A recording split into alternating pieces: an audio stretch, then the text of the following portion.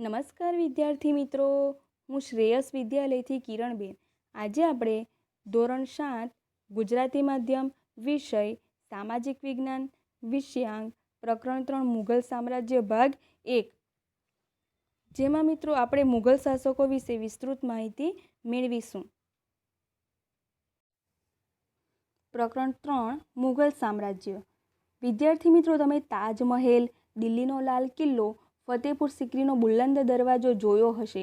તો વિદ્યાર્થી મિત્રો, આપણને પ્રશ્ન થાય છે કે આ સ્થાપત્યનું નિર્માણ કોણે કરાવ્યું હશે? તો આ જે સ્થાપત્યો છે તેનું નિર્માણ કરાવનાર એટલે કે મુઘલ શાસકો.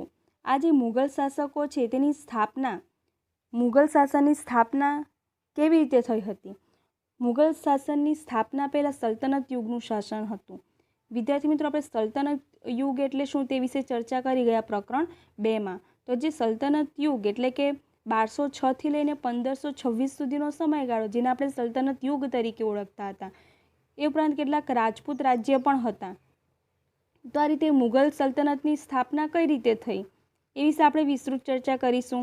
તો મુઘલ સામ્રાજ્યના સ્થાપક તરીકે બાબરે 1526ના રોજ સ્થાપના કરી હતી. આ બાબરનું મૂળ નામ ઝૈરુદ્દીન મુહમ્મદ બાબર હતું.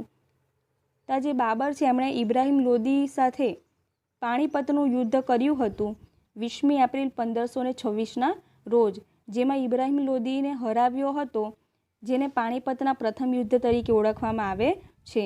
તો બાબરે આ પાણીપતના પ્રથમ યુદ્ધમાં તોપનો ઉપયોગ કર્યો હતો અને એ રીતે ઇબ્રાહિમ લોદીને પરાજય આપ્યો હતો અને ભારતમાં મુઘલ સામ્રાજ્યની શરૂઆત થઈ હતી. મુઘલ સામ્રાજ્યની સ્થાપના થઈ હતી. તો આ મુઘલ સામ્રાજ્યમાં મહત્ત્વના શાસકોમાં બાબર આવ્યા, ત્યારબાદ હુમાયું, અકબર, જહાંગીર, શાહજહાં અને ઔરંગઝેબ. તો કે એ જે છે પેઢી દર પેઢી આવતા ગયા અને એ રીતે વિવિધ સ્થાપત્યોનું નિર્માણ થતું ગયું. જે બાબર હતા તેમનો સમયગાળો એટલે કે ઈસવીસન 1526થી ઈસવીસન 1530. આ જે બાબર હતા તે કુશાગ્ર બુદ્ધિવાળા અને શક્તિશાળી યોદ્ધા હતા. તેઓ ફારસી અને અરબી ભાષાના જાણકાર, પ્રકૃતિ પ્રેમી તેમજ લેખક હતા અને તેથી જ તેમણે તેમની આત્મકથા તુઝુકે બાબરી બાબરનામા લખી હતી, જે વિશ્વ સાહિત્યની પ્રસિદ્ધ કૃતિ છે.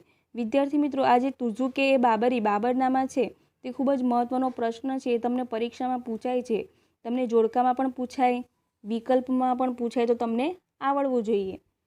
ત્યારબાદ બાબર બાદ હુમાયું આવ્યો, જે ઈસવીસન 1530થી લઈને 1540 દરમિયાન ઈસવીસન 1555થી 1556 સુધીનો સમયગાળો એટલે કે હુમાયુંનો સમયગાળો. આ હુમાયું એ કોણ હતા એ વિશે આપણે વિસ્તૃત જાણકારી પ્રાપ્ત કરીશું.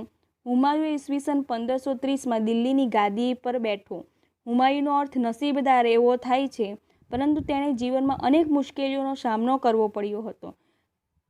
તેને ગુજરાતના સુલતાન બહાદુર શાહ અને બિહારના શક્તિશાળી શાસક શેરશાહ સાથે યુદ્ધ થયા 1540માં. કનોજના યુદ્ધમાં શેરશાહે હુમાયુંને હરાવીને તેને ભારતની બહાર હાંકી કાઢ્યો હતો. હુમાયું બાદશાહમાંથી બેરોજગાર થઈ ગયો અને ઈરાન ચાલ્યો ગયો હતો, પરંતુ થોડા વર્ષો બાદ ફરીથી ભારત પર ચડી આવ્યો. અને આ રીતે જે હુમાયું હતા તેનો અર્થ નસીબદાર એમ થતો હતો, પરંતુ એમણે પોતાના જીવનમાં અનેક ચડતી પડતીનો સામનો કર્યો હતો. તો જે ગુજરાતના સુલતાન તરીકે જે બહાદુર શાહ હતા અને બિહારના જે શક્તિશાળી શાસક તરીકે શેરશાહ હતા એમની સાથે યુદ્ધ કર્યું હતું અને જે કનોજના યુદ્ધમાં શેરશાહે એમને હાર આપી હતી અને પરિણામે તેમણે ઈરાન જવું પડ્યું હતું. પરંતુ થોડા વર્ષો બાદ જ તે ભારત આવ્યા હતા અને ઈરાનના શહેનશાહની મદદથી 1545માં તેણે કાબુલ અને કંદહાર જીતી લીધા, તેમજ 1555માં ભારત પર પુનઃ પોતાની સત્તાની સ્થાપના કરી. તો આ રીતે ઈરાનના જે શહેનશાહ છે એમની મદદથી ફરીથી તે ભારતમાં પોતાની સત્તા સ્થાપી હતી 1555માં. હુમાયું તેના પિતાની જેમ જ વાંચન અને લેખનનો શોખીન હતો. તેણે દિલ્હી પાસે દિનપના નગર વસાવ્યું હતું અને સાંજના પ્રાર્થનાનો સમય થતાં વાંચનાલયમાંથી ઝડપથી પગથિયાં ઉતરતા પડી જવાથી તેમનું અવસાન થયું હતું. તો આ રીતે હુમાયું એ બાબરનો પુત્ર હતો અને પોતાના પિતાની જેમ જ તેને વાંચન અને લેખનનો શોખ હતો અને એ માટે તેમણે એક નગર વસાવ્યું હતું દિલ્હી પાસે, જેને દિનપના નગર તરીકે પણ ઓળખવામાં આવતું હતું. અને આ રીતે તેમને વાંચનનો શોખ હોવાથી તેઓ વાંચનાલયમાં ગયા હતા અને ત્યાં ઝડપથી પગથિયાં ઉતરવાથી તેમનું અવસાન થયું હતું. ત્યારબાદ આવ્યા શેરશાહ સૂરી, ઈસવીસન 1540થી લઈને 1545, જે હુમાયું હતા તેમને હરાવીને પોતાની સત્તા સ્થાપી હતી. એવા જે શેરશાહ હતા, શેરશાહ સૂરી, તો એમનો સમયગાળો 1540થી લઈને 1545 દરમિયાન. શેરશાહ એ અફઘાન વંશનો મુસ્લિમ હતો. તેનું મૂળ નામ ફરીદ ખાં હતું. હુમાયુને હરાવીને ભારત પર તેમણે પોતાની સત્તા પ્રાપ્ત કરી હતી. તે સુધારક અને ન્યાયપ્રિય શાસક હતો. ડાકુ લૂંટારાઓને અંકુશમાં લઈને તેણે રાજ્યમાં શાંતિની સ્થાપના કરી હતી. નવી ટપાલ વ્યવસ્થા પણ તેમણે ઊભી કરી હતી.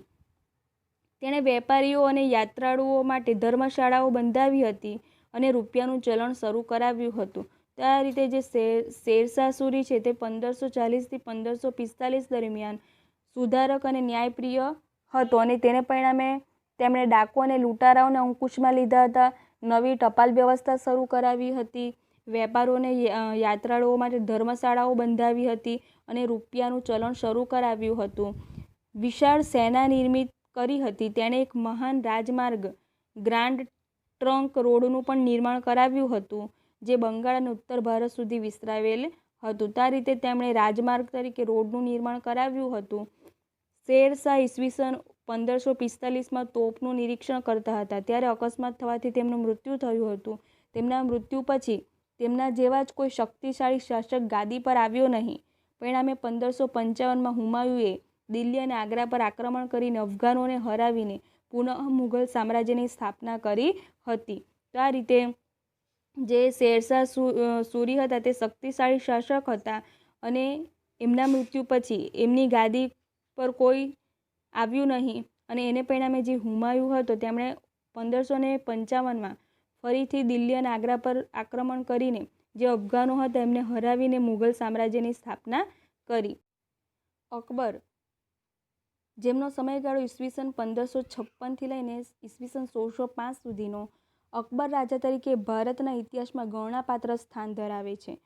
જેમનો જન્મ ઈસવીસન 1542માં અમરકોટના હિન્દુ રાજપૂત રાજાના ઘેર થયો હતો. હુમાયુના અવસાન બાદ માત્ર 14 વર્ષની વયે તે દિલ્હીનો બાદશાહ બન્યો હતો. હુમાયુના અવસાન બાદ અકબર અને હેમુ વચ્ચે ઈસવીસન 1556માં પાણીપતનું બીજું યુદ્ધ થયું, જેમાં અકબરનો વિજય થયો હતો. તો વિદ્યાર્થી મિત્રો, પાણીપતનું બીજું યુદ્ધ ક્યારે અને કોની વચ્ચે થયું? તો ઈસવીસન 1556માં અકબર અને હેમુ વચ્ચે થયું, જેમાં અકબરનો વિજય થયો હતો. અકબરે પંજાબથી બંગાળ અને દિલ્હીથી ગુજરાત સુધીના મોટાભાગના રાજ્યો પર પોતાનું રાજ્ય સ્થાપિત કર્યું હતું. અકબર અને મેવાડના રાણા પ્રતાપ વચ્ચે બહુ જ જાણીતું હલ્દી ઘાટીનું યુદ્ધ થયું હતું. અકબરે કાબુલ, કાશ્મીર, બલુચિસ્તાનથી દક્ષિણમાં અહેમદનગર સુધી પોતાની વિજય યાત્રા કરી વિશાળ સામ્રાજ્યનું સર્જન કર્યું હતું. અકબરે ફતેપુર સિક્રીને પોતાની રાજધાની બનાવી અનેક ભવનોનું નિર્માણ કરાવ્યું હતું. આ રીતે અકબર હતા તેમણે પંજાબથી લઈને બંગાળ સુધી અને દિલ્હીથી ગુજરાત સુધીના મોટાભાગના રાજ્યો પર પોતાની સત્તા સ્થાપી હતી. એ ઉપરાંત જે મેવાડના રાણા પ્રતાપ હતા એમની સાથે પણ હલ્દી ઘાટીનું યુદ્ધ કર્યું હતું અને અકબરે વિશાળ સત્તા પ્રાપ્ત કરી હતી, જે કાબુલ, કાશ્મીર, બલુચિસ્તાનથી દક્ષિણમાં અહેમદનગર સુધી વિસ્તરાયેલી હતી. તો આ રીતે અકબરે પોતાના સામ્રાજ્યનું સર્જન કર્યું હતું. અકબરે ફતેપુર સિક્રીને પોતાની રાજધાની બનાવી હતી અને ત્યાં ભવનોનું નિર્માણ કરાવ્યું હતું, જે આજે આપણે જોઈ શકીએ છીએ. અહીં તમે બુલંદ દરવાજો, ફતેપુર સિક્રીનો બુલંદ દરવાજો જોઈ શકો છો ચિત્રમાં.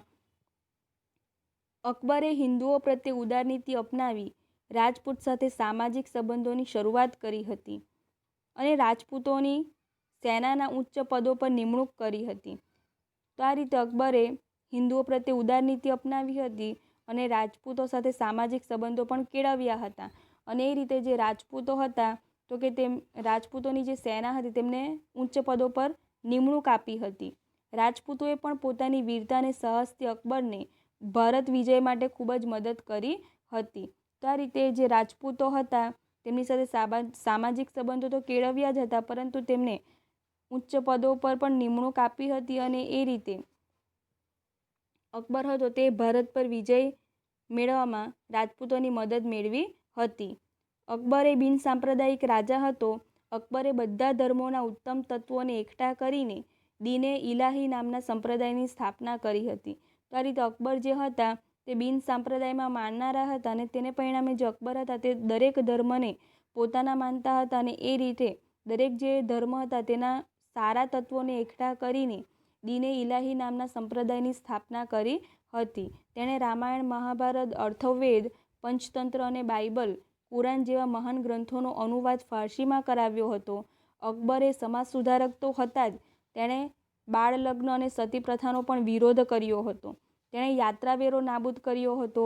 બળજબરીપૂર્વકના જે ધર્માંતર પર પણ પ્રતિબંધ મુકાવ્યો હતો. તો આ રીતે અકબર જે હતા તે સમાજ સુધારક હતા અને સમાજ સુધારક તરીકે તેમણે બાળ લગ્ન, સતી પ્રથાનો વિરોધ કર્યો હતો, યાત્રાવેરો નાબૂદ કર્યો હતો અને બળજબરીપૂર્વકના જે ધર્માંતર હતા તેના પર પ્રતિબંધ મુકાવ્યા હતા. અકબરના સમયનું ભારત એ આર્થિક રીતે સમૃદ્ધ હતું. તેણે સામાજિક સહિષ્ણુતાના યુગનો પ્રારંભ કરાવ્યો હતો અને ઈસવીસન 1605માં તેમનું અવસાન થયું ત્યારે મોટાભાગનું ભારત એ મુઘલ સામ્રાજ્યમાં સમાવિષ્ટ હતું. તો આ રીતે જે અકબર હતા એમણે પોતાનું જે સામ્રાજ્ય હતું તેનો વિસ્તાર કર્યો હતો. પરિણામે જ્યારે તેમનું મૃત્યુ થયું ત્યારે મોટાભાગનું જે સામ્રાજ્ય હતું તે મુઘલ સામ્રાજ્ય હતું. જહાંગીર, જેમનો સમયગાળો ઈસવીસન 1605થી લઈને 1627 હતો, અકબરે સ્થાપેલા મહાન સામ્રાજ્યને સાચવવાનો વારસો જહાંગીરને મળ્યો. તેણે અકબરની નીતિઓને ચાલુ રાખી, હિન્દુઓ સાથે સારા સંબંધો પણ સ્થાપિત કર્યા. તેણે અસમ, દક્ષિણ ભારતના ગોલકોન્ડા સુધી વિજય મેળવ્યા હતા. તેની પત્ની નૂરજહાં ચતુર અને પ્રતિભાશાળી હતા. તેણે અનેક કલાઓને પ્રોત્સાહન આપ્યું હતું. જહાંગીરના સમયમાં ચિત્રકલાનો ખૂબ જ વિકાસ થયો હતો અને તે પોતે પણ મહાન ચિત્રકાર હતા. ઈસવીસન 1627માં જહાંગીરનું અવસાન થતાં તેમનો પુત્ર શાહજહાં ગાદી પર આવ્યા. તો આ રીતે જે જહાંગીર હતા તેઓ અકબર બાદ વારસદાર તરીકે ગાદી પર આવ્યા અને જે અકબરની નીતિઓ હતી તે અપનાવીને તેમણે હિન્દુઓ સાથે સારા સંબંધો જાળવ્યા અને ઉપરાંત દક્ષિણ ભારત અને અસમમાં ગોલકોન્ડા સુધી તેમણે વિજય પ્રાપ્ત કર્યો હતો. અને જેમના પત્ની હતા તે ચતુર અને પ્રતિભાશાળી હતા. તેમણે અનેક કલાઓને પ્રોત્સાહન આપ્યું હતું. જહાંગીર પોતે પણ ચિત્રકલાના ખૂબ જ શોખીન હતા અને એને પરિણામે તે એક મહાન ચિત્રકાર હતા. જહાંગીરનું અવસાન બાદ તેમનો જે પુત્ર હતો શાહજહાં તે ગાદી પર આવ્યા. શાહજહાંનો સમયગાળો ઈસવીસન 1627થી 1658 સુધીનો. શાહજહાંનું હુલામણું નામ ખુરમ હતું. તેણે દક્ષિણ ભારતનો વિજય કર્યો. તે તેના પિતા જેટલો શક્તિશાળી અને કલા સ્થાપત્યનો ચાહક હતો. તો આ રીતે જે શાહજહાં હતો તેમણે દક્ષિણ ભારત પર વિજય પ્રાપ્ત કર્યો હતો અને તે તેમના પિતા એટલે કે જહાંગીર જેવા શક્તિશાળી અને કલા સ્થાપત્યના ચાહક હતા. તેની પત્ની મુમતાજ મહલના અવસાન પછી તેની યાદમાં વિશ્વ પ્રસિદ્ધ તાજમહેલનું નિર્માણ કર્યું હતું. તાજમહેલ એ દુનિયાની અજાયબી ગણાય છે. તો આ રીતે તમે અહીં ચિત્રમાં તાજમહેલ જોઈ શકો છો જે જહાંગીરના પુત્ર શાહજહાં દ્વારા નિર્માણ કરાવ્યું હતું પોતાની પત્ની મુમતાજની યાદમાં, જે વિશ્વની 7 અજાયબીઓ પૈકીની એક ગણવામાં આવે છે. ખૂબ જ સુંદર રીતે તેનું નિર્માણ કરાવ્યું હતું. ત્યારબાદ ઔરંગઝેબ, જેમનો સમયગાળો 1658થી લઈને ઈસવીસન 1707. આ રીતે 50 વર્ષ સુધી તેમણે શાસન કર્યું હતું. જે શાહજહાંની નાતંદુરસ્ત તબિયતનો લાભ લઈને તેમના પુત્રો વચ્ચે સામ્રાજ્ય મેળવવા માટે અંદરોઅંદર યુદ્ધ થયા. આ રીતે સામ્રાજ્ય પર આધિપત્ય જવા માટે ભયંકર આંતરવિગ્રહ શરૂ થયા. આ રીતે શાહજહાંના જે પુત્રો હતા એમની વચ્ચે સામ્રાજ્ય પર આધિપત્ય જમાવવા માટે યુદ્ધ થયા પરસ્પર. શાહજહાંના મોટા પુત્ર દારાશિકોહ અને ઔરંગઝેબ વચ્ચે મુખ્ય સંઘર્ષ થયો. ઔરંગઝેબે પોતાના ત્રણેય ભાઈઓને એક પછી એક હરાવીને તેમની હત્યા કરીને અને તેમને જેલમાં ધકેલી દઈને દારાની હત્યા અને મુરાદને જેલની સજા કરી ગાદી પચાવી પાડી. અન્ય એક ભાઈ સુજાનને હરાવીને દેશ નિકાલ કર્યો. આ રીતે ભાઈઓ સાથે યુદ્ધ કરીને ઔરંગઝેબે સત્તા પ્રાપ્ત કરી. ઔરંગઝેબે લગભગ 50 વર્ષ સુધી રાજ્ય કર્યું અને તેના રાજ્યમાં ઉત્તરે કાશ્મીરથી લઈને દક્ષિણે જીજી અને પૂર્વના ચટ્ટગાંવથી લઈને પશ્ચિમના હિન્દુકુશ પર્વતમાળાના વિસ્તારો સમાવિષ્ટ હતા. તો આ રીતે ઔરંગઝેબે ભાઈઓ સાથે યુદ્ધ કરીને તેમને સજા ફટકારીને ગાદી પર આવ્યા. ત્યારબાદ તેમણે 50 વર્ષ સુધી શાસન કર્યું અને એ રીતે પોતાના વિસ્તારોમાં પણ વધારો કર્યો. ઔરંગઝેબ હતા તે સુન્ની મુસ્લિમ હતા. તેઓ સાદું જીવનમાં માનનારા હતા. અકબરની જે ધાર્મિક નીતિ હતી તેમનો ત્યાગ કરીને ઔરંગઝેબે ધાર્મિક અસહિષ્ણુતા દાખવી હતી. એટલે કે તે ધર્મમાં માનનારો હતો નહીં. તે સંગીત કલાનો, મૂર્તિ પૂજાનો અને ધાર્મિક ઉત્સવોનો પણ વિરોધ કરતો હતો. આ રીતે જે અકબર હતા તેમનાથી વિરુદ્ધ પ્રકારના જે ઔરંગઝેબ હતા તો કે તેઓ સંગીત કલાનો અને મૂર્તિ પૂજન તેમજ ધાર્મિક ઉત્સવોમાં માનનારો હતો નહીં. તેના સમયમાં ઘણા બધા વિદ્રોહો થયા. તે એક શક્તિશાળી બાદશાહ હતો. તેણે લાંબા સમય સુધી ભારતના મોટા ભાગના રાજ્યો પર શાસન કર્યું હતું અને ઈસવીસન 1707માં તેમનું પણ મૃત્યુ થયું. આ મૃત્યુ બાદ નિર્બળ શાસકો ગાદી પર આવતા મુઘલ સામ્રાજ્યના પતનનો પ્રારંભ થયો. આ રીતે જે ઔરંગઝેબ હતા તે શક્તિશાળી બાદશાહ હતા, પરંતુ તેમના મૃત્યુ બાદ કોઈ પણ ગાદી પર શક્તિશાળી શાસક આવ્યો નહીં અને તેને પરિણામે મુઘલ સામ્રાજ્યનું પતન થયું.